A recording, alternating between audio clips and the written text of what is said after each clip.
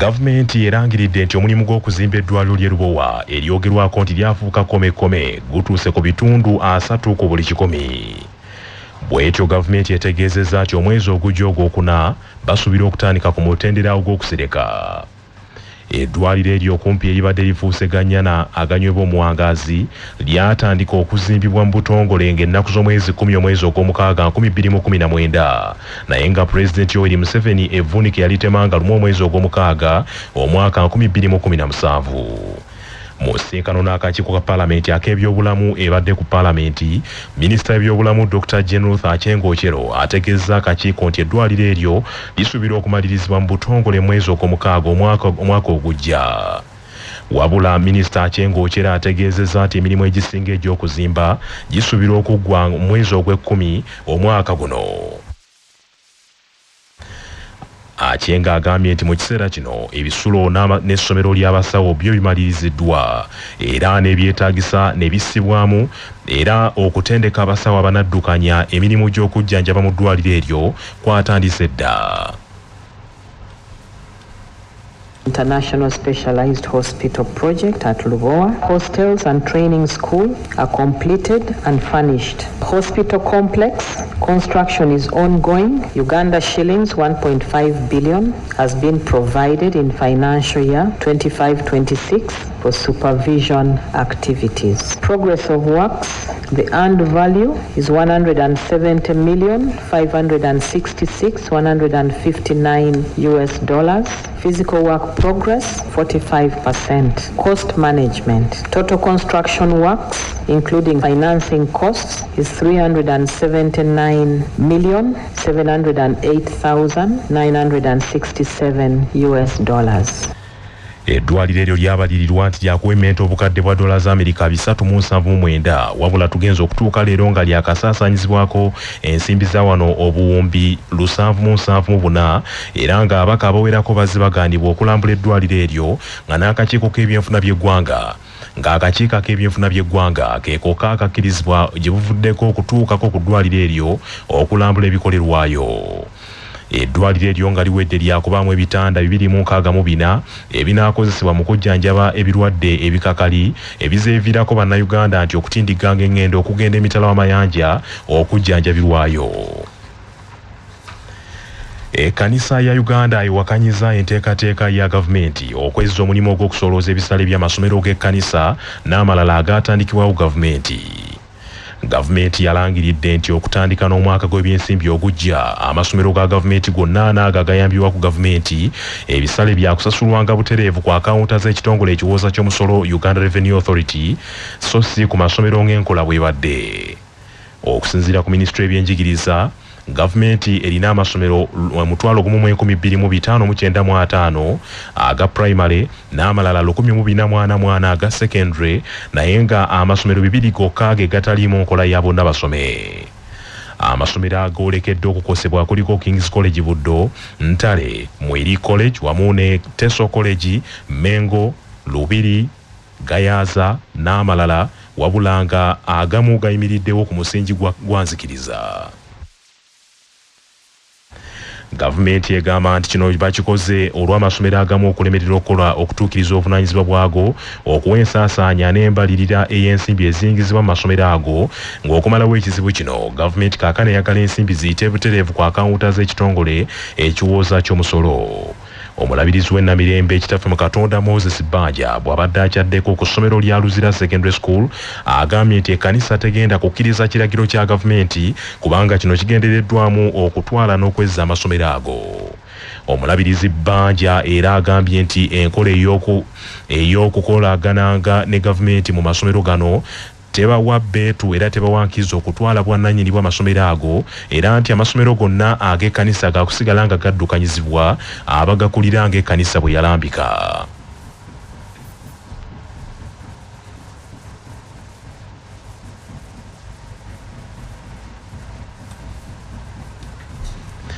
Omulabirizi Bbanja mu ngeri emu asabye abaddukanya amasomero agali ku musingi gw'enzikiriza y'Obukristaayo okufaayo okugunjula abayizi n'okubasaamu empisa ezimala. Feeling your responsibility of taking care of your children, meeting the requirements for your children and enable them to succeed. We thank you so much. And also, we want to think of the many things God has done for our country, but also for our institutions. We have to give thanks every now and then. Thanks be to God. He gives us the victory through our Lord Jesus Christ. So, we thank God because He has done us good, as it is written in 1 Corinthians chapter 15, verse 57. And so, thank you, everyone, for fulfilling your duties, not only in Luzira SS, but even in other schools that you are representing today. Kaakano katukutuuseko omulabirizi Moses Bbanja ng'awakanya enteekateeka ey'okusoloozanga ebisale by'amasomero nga biyita butereevu mu kitongole ekya gavumenti ekiwooza ekya Uganda Revenue Authority, ng'agamba nti ekyokolagana ne gavumenti mu masomero gano tekiwa gavumenti bbeetu kusolooza nsimbi ku masomero g'ekkanisa. There are people who have come to my office to let me know that in the future there is a way our education system is going to be affected. There are things we hear. We hear that fees are going to be collected by revenue. This must be clarified because we don't know which schools are those. Our schools, church-founded schools, those are our schools. We are managing them and very well. We praise God, the government helps us to aid these schools. But when you aid, they don't become yours. These are our schools. If these schools are not in our hands, then we are not going to allow this. There must be in our hands. Manya obubono obuddo obw'eddemberyo tonyigirizibwa ddemberyo ery'obwebange. Ddemberyo akutusibako nana Herbal Mouthwash ly'eddagala ettuufu ye nnakakasa mu kujjanjaba endwadde z'amannyo. Amannyo gakuluma gasannyalala senyesa nana naye weegendereza abafere tebakuguza kappa mu kutiya musange mu famasi zonna. Yakakasibwa National Drug Authority nga bali wamu ne langi wa Global aleetawo enjawulo ku bisenge. Weefunire langi ya Global ku hardware yonna ekuli okumpi. Global Paint, a reliable product. nga bali wamu ne Baluswata Property Consultants batunda ettaka ku nguudo zonna eziyingira n'okufuluma ekibuga. Va mu by'ettaka lyakulukuta ennyumba ya kyama basange ku ofisi yaabwe Kyengera opposite Orange City essimu 0704 80 1905. Kimenya mateeka okuguza omwana omuto omwenge nga munnamateeka Amagirani Kazibwe bw'annyonnyola. Omusuubuzi oba omutunzi w'ebitamiiza byonna gamba nga bia n'ebintu ebirala ebigwa mu ttuluba eryo singa atunda omwenge n'aguguza abaana abali wansi w'emyaka 18 n'amala akwatibwa asobola okuggulwako omusango era bwe gumusinga asobola okusibwa ebbanga eritasukka myezi 6 oba okuwa engassi yakakadde kalamba oba byombi engassi eyo n'okubeera mu nkomyo ebbanga eryo. Kabe Kasinge ne Baalaye neggalwawo ebbanga eritasukka myezi 3. Olukiiko olutaba ebibiina by'obufuzi ebiwandiise oluyitibwa National Consultative Forum lukkiriza nti waliwo ogogolimbo mungi mu by'obufuzi bya Uganda ebyetaaga okunogera eddagala ery'amangu okwerinda akasandali Uganda keyolekedde. National Consultative Forum okwogera bino basinzidde mu nsisinkano n'abakulembeze b'ekisinde ky'ebyobufuzi ekya Democratic Alliance Kansanga abakulu mu Democratic Alliance mu banjulidde emiramwa gyabwe omuli okubanja ennongosereza mu mateeka agafuga ebyokulonda bannansi okwogera ku ngeri obuyinza gye bukyukamu mu mirembe n'ensonga endala. Akulira ekisinde ekya Democratic Alliance ow'ekitiibwa Mathias Mpuuga Nsamba asinzidde mu nsisinkano eno n'asaba olukiiko lwa National Consultative Forum okukozesa obuyinza bwalwo okubanja enkyukakyuka mu mateeka ag'ebyokulonda n'okwogera ku nsonga eziruma bannansi. Wali kubuusabuusa ebibiina by'obufuzi ye nnamuziga okutambulizibwa ebyobufuzi era ye ntabiro y'ebirowoozo bya bannayuganda ab'enjawulo abetaba mu byobufuzi. Nera sitwerabira nti waliwo bannayuganda abatalina kyabibiina kyabufuzi mwe bali kyonna abali awo bannampawengwa naye nga bwe bukya akeera n'agamba nti nja kulonda gundi oba gundi. Naye balo biraga nti bayinza n'okuba nga basukka ebitundu 4 bannayuganda batalina ebibiina byabufuzi. So kikulu nnyo ffe abayina endowooza erimu kyekubiira naye nga twagala okuzimba eggwanga lyerimu okuwuliziganya olutabaalo lw'okukola ennongoseza mu mateeka nga bw'olambise bulungi twalutandika dda naye waliwo ebizibu bibiri. Waliwo obwannalukalala ekyokubiri bwe butamanya. Ssentebe wa National Consultative Forum eranga yamyuka ssentebe w'NRM mu Buganda Godfrey Kiwanda Suubi akkiriza nti waliwo bingi ebisaana okwogerwako ng'eggwanga naddala nga twolekera akalulu ka bonna. Ebiseera ebimu tubeera late ne tubeera kikeerezi tubeera butuuka ku makya ne butuuka olw'eggulu lw'ebiseera paka luyingira akawungeezi nga tetubikoze kati ne tutandika okupapa nga tuli oba oliawo mu kawungeezi akasemanoga nti ate time esigadde ntono nnyo oba ekiseera ekyokukola ku bino. Niyo ekimu kye tukkiriziganyizzaako nti newankubadde tulabanga obudde obutakyali nnyo ku ludda lwaffe tulina ku bye tusobola okukola mu kiseera kino. Mu nsisinkano eno aba Democratic Alliance bakwasiza National Consultative Forum ekiwandiiko muteekeddwa ebirowoozo byabwe bibaagala bikubaganyizibweko ebirowoozo.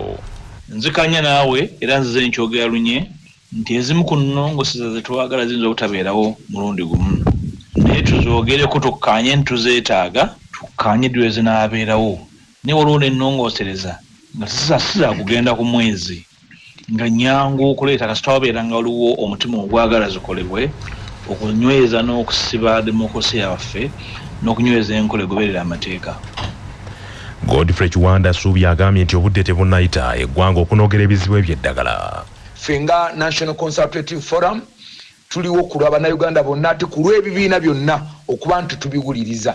So ebirowoozo bino bitwongeddemu nnyo amaanyi naffe mu kiwandiiko kyaffe kye tulina ekya reforms kye tubawaddeko era kye tulowooza nti tujja kwongera oku engaginga government okuviira ddala ku head of state paka ku ba ministers n'abalala bonna be tulina okwogera nabo okuba nti waliwo omulimu ogukolebwa okulongoosa ebyokulonda byaffe abantu baffe bagende ng'agenda okulonda nga wulira yes nama nti omutima gwe ŋŋendeddemu bampangudde akalulu mpangudde naye mpulira nga mpangudde mu mazima oba bampangudde mu mazima tubere nga tukendeezaako ku violence obwegugungo obubeerawo nga kalu tekannaba. Obwakabaka bwa Buganda butongozza empaka za nnalungi w'ebyobulambuzi mu Buganda ez'omwaka guno 2025. Empaka zino zitongozeddwa ku ttendekero lya Buganda Royal Institute of Business and Technical Education erisangibwa e Kakeeka Mengo. Bw'abadde atongoza empaka zino minisita w'obwakabaka w'ebyobulambuzi obuwangwa n'ennono embiri n'olulimi Oluganda ow'ekitiibwa Dr. Anthony Wamala asabye bonna abagenda okwetaba mu mpaka ezo bamanye obukulu bwazo. Balinga obukadde bubiri bwokka mu Uganda yonna woteeri abalambuza n'ebiringa ebyo so nga ffenna tukimanyi naddala batambuddeko nti Buganda ne Uganda lyekkula eririmu ebyobulambuzi ebisinga okuba ebitali byakuyiyiriza. Ntera nnyo okunyumya entambula egyo tutambula ne batulambuza ebitubula ddadaabya nga babafumba bufumbi kubajjamu ssente naye ebyaffe ebyawano si byakuyiyiriza webiri bisobola okuviiramu ddala ensimbi obulungi. N'olwekyo Buganda Kingdom ng'eyita mu minisitule gy'enkulembera tulowooza nti kyansonga era kikulu ddala obwakabaka busobola okufuna ensimbi nga tuyita mu nteekateeka ennene. Omukubiriza olukiiko lw'abataka ab'obusolya omutaka Namwama Augustine Kizito Mutumba atenderezza nnyo omutindo okutegekerwa empaka za nnalulungi w'ebyobulambuzi mu Buganda. Ensonga y'okwagala obuwangwa bwaffe, ensonga y'okweyagala kubanga buli oyagala obuwangwa bwo oba weeyagala Katonda bwe yatonda obulungi kubanga tulaba mu bitabo ebirowooza Katonda buli omu wawandiika Katonda agamba nti Katonda bwe yali atunda buli omu yamutonda mu kifaananyi kye. N'olwekyo Katonda alabika alina ebifaananyi bingi naffe ng'Abaganda wano twagabanako akatundu nga Bannayuganda twagabanako akatundu ako tulina okukakuuma ennyo kubanga ekyo kye tuli. N'olwekyo abalooze omulamwa guno nti ndi buwangwa bwange njagala okubagirako enkufiira era nja bakubiranga engalo ekiseera kyonna beebale nnyo. Empaka zino zigenda kutambulira ku mulamwa ogugamba nti nze buwangwa bwange era za kukomekerezebwa nga 13 omwezi ogw'omukaaga ku Hotel Africana mu Kampala. Omuwanguzi w'empaka zino agenda kwebwa akapyata w'emmotoka n'ebirabo ebirala bingi. Aba Buganda Heritage and Tourism Board abategesi b'empaka zino bagenda kutambula mu masaza gonna 18 agakola obwakabaka era buli saza ligenda kufunayo abawala 3 abanalikiikirira. mu mbeera eno beetaaga abawala abali wakati w'emyaka 18 n'emyaka 25 nga basomyeko okutuuka waakiri mu siniya ey'omukaaga. Era Najibu Nsubuga Ssenkulu wa Buganda Heritage and Tourism Board alabudde abazadde obutagezaako okuweereza abaana baabwe abatalina bisaanyizo ebibatuusa ku bwannalulungi. Tunga nnyo ab'amasaza tufuna okusoomozebwa tugala tufuna abaana abadde tugenda okukola background ng'abaana abamu baazaalako dde w'ekitiibwa. Mu nteekateeka eno abaana abawala tuba n'abaana bawala tetuba na bazadde era nsaba bannaffe ab'amasaza twekenneenya nnyo bwe tuba tuleeta abantu tuleete baana bawala tetuleeta bazadde. Ne bw'ofuna bufunyirugambo nti oli yajjamu olubuto mugobe tomukkiriza kujja mu nteekateeka eno kubanga twagala abaana abawala be tunatambula nabo mu nteekateeka eno. Omukungu Benon Ntambi ssentebe wa boodi ya Buganda Heritage and Tourism Board asibiridde bano entanda nti bakozese bulungi amagezi ge bagenda okufuna mu mpaka zino bakyuse obulamu bwabwe. Obulamu bwe bugagga kutuusibwako ekitongole ky'ebyobulamu ekikubiriza buli muzadde okutwala omwana we agemebwa omusujja gw'ensiri. Mu kugema gavumenti kweteekateeka okw'omwezi gw'okuna eddagala eppya erigema omusujja gw'ensiri lye rigenda okweyambisibwanga okutaasa abaana baffe babeere n'obulamu obweyagaza. Ssaabawandiisi w'ekibiina ekitaba abasawo mu ggwanga ekya Uganda Medical Association Dr. Joel Mirembe Nsubuga alambisa bazadde ku ngeri y'okulwanyisaamu omusujja gw'ensiri. Obulwadde bw'omusujja gw'ensiri butta ekitono abaana 10 buli lunaku mu Uganda. So kye tulina okukola ekisooka abaana tulina okubasuza wansi w'obutimba bw'ensiri kati kitegeeza tweyongere okulaba nga basula wansi w'obutimba bw'ensiri tweyongere okulaba nga ennyumba tuziggala obudde bukyali okulaba ensiri ezireeta omusujja zireme kuyingira. Tweyongere okulaba nti awaka tukuumawo nga wayonjo tetulekawo mazzi galegamye kubanga ensirimu ezizaalira ne zaalula. Amawulire g'ebyemizannyo mu mawulire gaffe agacya Basafama gakutuusibwako Sedika Real Estate abatunda n'okugula ettaka ku nguudo ez'enjawulo mu Uganda yonna. Basangibwa ku Galuleba Building ewakiso. Essimu noti 7 noti 2 339 377 nga bali wamu ne Light High School Esseguku Katale. Abeegulidde erinnya mu kuyisiza waggulu abaana mu Arts ne Sciences lyadde ne boarding ery'abawala n'abalenzi. Saako pikipiki Honda 2025 ne 1010 SC nkola ya mu Japan. Empya ttuku ogifuna ku kibanja mpola erugogo opposite ne DHL oba mu Ndeeba opposite Equity Bank. Ekibiina ekiddukanya omupiira ku ssemazinga wa Africa ekya CAF kironze Misiri nga abategesi abajja ab'empaka za Africa Cup of Nations ez'abazannyi batasukka myaka 2 ez'omwaka guno. Misiri ez'embigere bya Ivory Coast yajja mu kuteekateeka empaka ezo kubanga nga ewadde ensonga ez'enjawulo omuli n'ebbula ly'ensimbi. Empaka za Africa Cup of Nations Under 20 zigenda kubaawo okuva nga 27 omwezi ogwokuna okutuusa nga 18 omwezi ogwokutaano omwaka guno. Tanzania ne Kenya zigenda okukiikirira ekitundu kya East Africa mu mpaka zino era ttiimu zonna zigenda okuvuganya mu mpaka zino zasengekeddwa mu bibinja eby'enjawulo. Mu kibinja A mulimu Central African Republic, Democratic Republic of Congo, Ghana ne Tanzania, ate ekibinja B mulimu Nigeria, abategesa aba Misiri wamu ne South Africa ne Morocco. Mu kibinja kya mulimu Senegal, Zambia, Kenya ne Sierra Leone era Ivory Coast si yakuvuganya mu mpaka zino kubanga ebadde yakiika bukiisi ng'omutegesi. Nigeria yekyasinze okuwangula ekikopo kino emirundi emingi akakiwangula emirundi 7 ate Senegal we bannantamegwa b'empaka ezaasembayo. Ebyo nga bikyali bityo essomero lya St. Bali ku Ddembe SS Mitala Maria mu disitulikiti y'Empigi lisitulukidde mu bikopo 2 mu mpaka z'emizannyo egy'enjawulo ezimanyiddwa nga Ball Games 1 nga zeetabiddwa mu masomero aga secondary 35 nga z'abayizi batasukka myaka 16. St. Bali ku Ddembe SS Mitala Maria nga yekyazizza amasomero ago ebikopo ebyo byombiriri ebifunye mu muzannyo gwa volleyball ow'abayizi abalenzi n'ow'abawala oluvannyuma lw'okumegga essomero lya Wamatovu Women Secondary School. Ttiimu z'essomero eryo ez'emizannyo egy'enjawulo gamba ng'okubaka dance sport wamu n'endala nazo ziyiseemu okukiikirira essomero eryo ku mutendera gwa regioni. Omukulu w'essomero eryo Ann Judith Najjuka Bukenya bw'abadde ayogera ku buwanguzi batuuseeko agambye nti tebakoma kusomesa baana wabula n'okututumula ebyemizannyo.